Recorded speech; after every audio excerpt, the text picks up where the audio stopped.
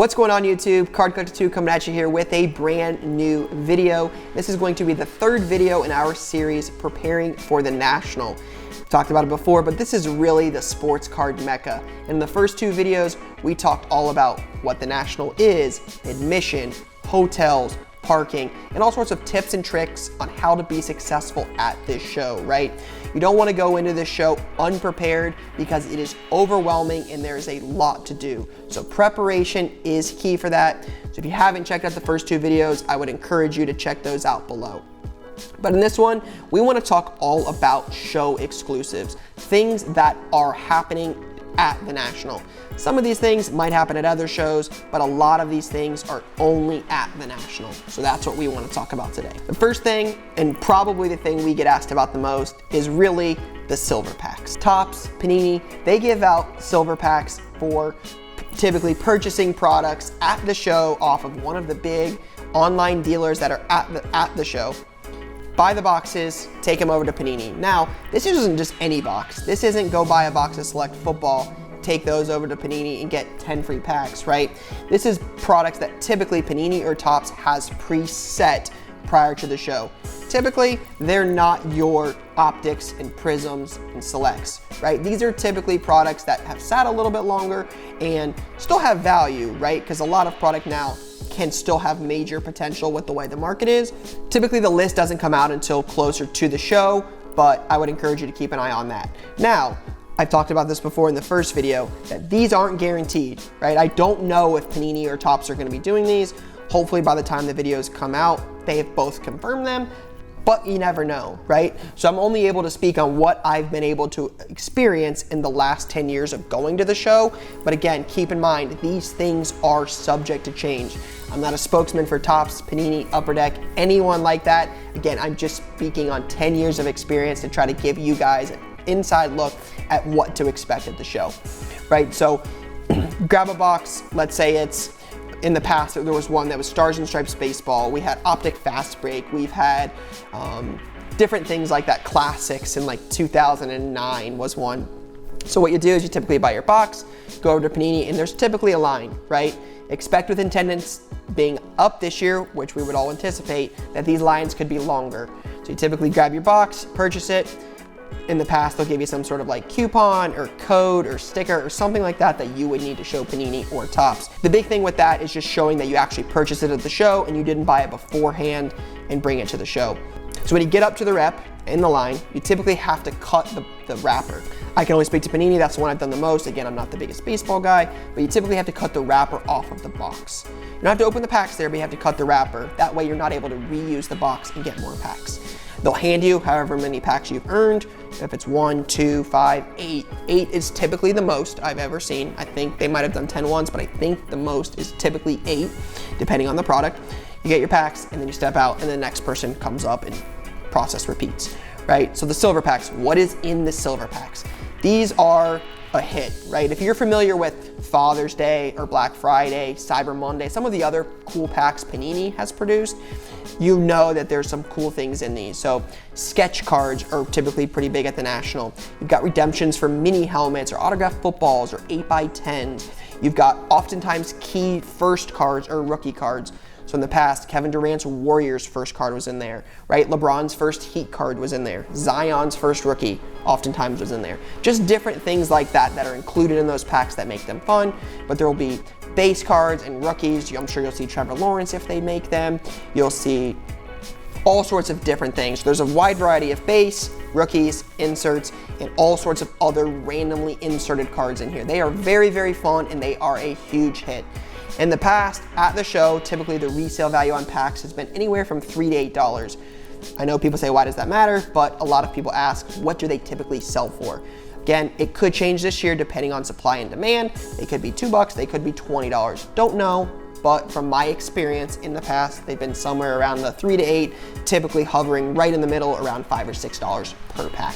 One of the things I remember from Topps was They had specific boxes good at specific times. So you came in, you bought a box of Ginner, you brought that up, right? It was Ginner or Bowman Chrome were good for this hour. So you had to buy one of those products. Again, I don't have any idea of what Topps will do this year, if they will do one, but that's what I've experienced in the past. And that was probably 2011, 2012 back in Baltimore. So that was a long time ago. So I really don't have a ton of information around Topps because it's never something I've really been in. I'm more of a football, basketball guy. That typically leans more Panini. But again, something to keep in mind with this is just the time expected in these lines. In the past, we've had to wait 15, 20, 25 minutes to get said packs. If you're on a time crunch, this is something to keep in mind, especially this goes back to the VIP, right? You can get in early and get an idea of when Panini is going to start this process, because this is not typically an all-day thing. This is typically something that they do once, twice, 3 times a day for a set period of time. It's typically not rolling. Again, I don't know what they're planning on doing this year, if they're planning on it, but something to keep in mind if you're on a time crunch or trying to plan your day, that you want to try to focus on these things early. Similar to some of the other things we'll get in here with grading or other things that are show exclusive, things will only happen at a certain time oftentimes. So something to try to prepare for in advance, that you want to go there and you want to check first so you know how to plan around your day. Again, if that time crunch is important, checking on those things early will help you plan around them. Another couple things I can speak about in terms of Panini that I've experienced in the past that are show exclusive are redemption program. That's often something a lot of people take advantage of, where you can typically trade in old redemptions that you've had with your Panini account for more than, I think it's 3 or 4 months. We'd have to confirm that with Panini, but in the past it's been like 3, 4, 6 months. If you've had them on your account for that long, you can typically take the redemption in there and they will swap you for something. It's not typically something, at least in the past, where you get to pick the card. They've got sections of 25, 50, 100, or like $200 cards. And if you've got a redemption they value at 50 bucks, you tell them what sport, at least that's what my experience, and they'll give you let's say you say $50 basketball. You take that, you give them the redemptions, they'll take those off of your account, and they'll give you said card, right? It's not typically something you get to pick, but would you rather wait on those redemptions or take a $50 card you can deal with now?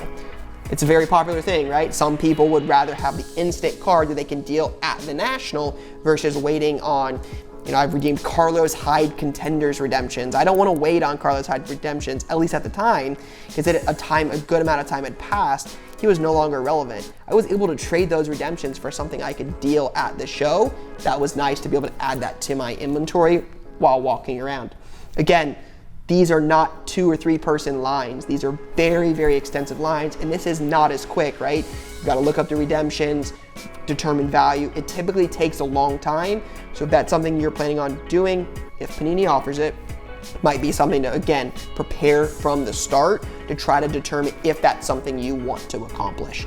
Additionally, they also do other things like box wars. This is something I've taken part in the past, and they're super fun, right? So Panini will typically have a box war schedule where every hour on the hour for typically the duration of the show, they'll rip a certain product.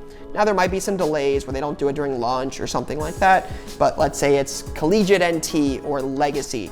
You go over, hold up they'll say, hey, who's got a box? Hold them up, they'll count them, and then they'll say, lowest number serial card, or tallest player, or closest to serial number 75, right? Whoever gets the closest of whatever they decide at that time wins a prize. Very, very cool, and they're super popular, and everybody, again, can join. There's no age restriction.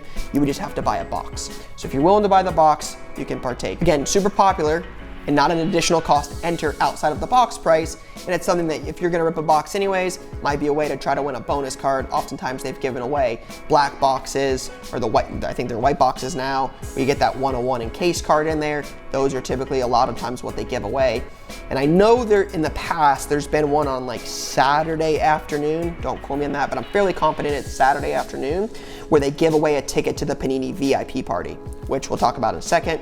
But the ticket to the Panini VIP party is really the one that most people take away, because that's really, in my opinion, one of the best events at the National. That is always a major hit. So as we transition into that, the VIP party, right? So I know Topps and Panini and Upper Deck have done them in the past. I've personally only ever been to the Panini VIP party. I've never been to Upper Deck or Topps. Typically, they run on the same night. I think one of Topps or Upper Deck runs them the night before, but typically the other company runs it Saturday night with Panini. So when I first started doing it, you got, for $10,000, you would get X amount of boxes, whatever the product might be. I think some years it was, in 2014, it was Elite Football and like Clear Vision Basketball. Those are some of the products I remember ripping. So we got, X amount of those. Then you got 400 silver packs. Then you would get a Black Box 101 at the VIP party, and you would get, 100, 125 or so gold packs at the VIP party. In addition, you got to go to the VIP party, right? So this is an experience in itself. I've been to 4 of these. Panini does a fantastic job. This is awesome. If you can afford to go and it's something you would want to budget in, it's awesome. It is really, really, really cool. I enjoy it. It's really one of the highlights of my trip. I'm hoping to be able to go this year. I'm hoping they have it. Would love to be able to go and experience it again because I think it's great. I think Panini does a fantastic job with it, right? So the first one I ever went to was in Chicago. It was at Soldier Field. They had Bobby Portis, Ricky Williams, Mike Tyson, all these different athletes show up, right? So you get to meet a lot of them there. Typically you get in line, take a picture. Like I remember having to wait in line for Tyson. Nice guy, didn't really say a lot. Got to meet Kareem Abdul-Jabbar. Bobby Portis and Ricky Williams were walking around and were like the nicest people you could ever meet. So nice. A couple years ago in Cleveland, got to meet Dee Brown, former dunk champion. One of the nicest people I've ever met. Was so nice, so down to earth. So some of the other athletes they've had Barry Sanders, which we quoted a lot in video 2. They had Mike Vick, Vince Young, Brian Bosworth, Colin Sexton, Mike Tyson, Kareem Abdul-Jabbar, Lawrence Taylor. I took a picture in Atlantic City a couple years ago with Reggie Jackson and Scottie Pippen, right? Typically, Panini has some pretty big names at these. They are fun, right? So you get your silver packs typically before the show. It's typically right when you pay for the pass. Oftentimes you get your passes through the big online dealers, right? So Dave and Adams, Blowout, Steel City are typically the ones that sell them. I'm sure there are other places, but in my experience, that's who I've dealt the most with. So that's where you would get your pass. Now, in terms of when passes go on sale, in terms like the VIP tickets, when those go on sale, that I don't know. I don't have any date for that.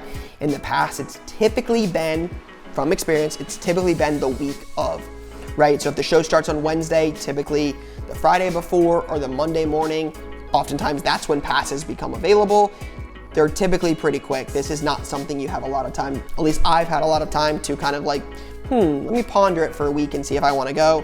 It's typically something you make a decision on pretty quick because there's only a limited number, at least in the past. Again, I'm only speaking to experience.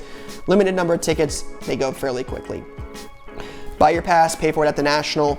This is what I've done. I get my ticket that says I've got an admission to the party, take it over to Panini, fill out some information, says you're gonna go. They'll give you your silver packs there typically. Again, this is just what's happened in the past. Once you get those, you're free to do whatever you want with them. Oftentimes we go back to the hotel room later that night and we rip them all.